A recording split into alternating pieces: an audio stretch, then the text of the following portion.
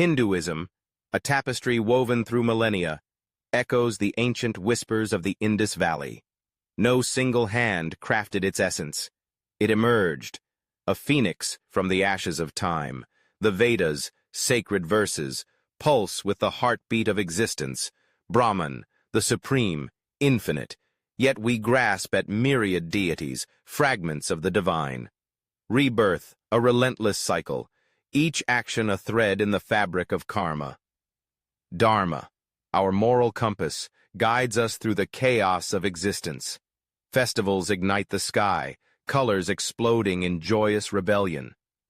Yet beneath the splendor, the caste system looms, a shadow of division.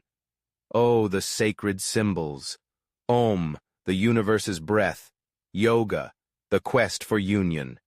And still the world spins, and Hinduism breathes, alive, vibrant, ever-evolving, a testament to the human spirit.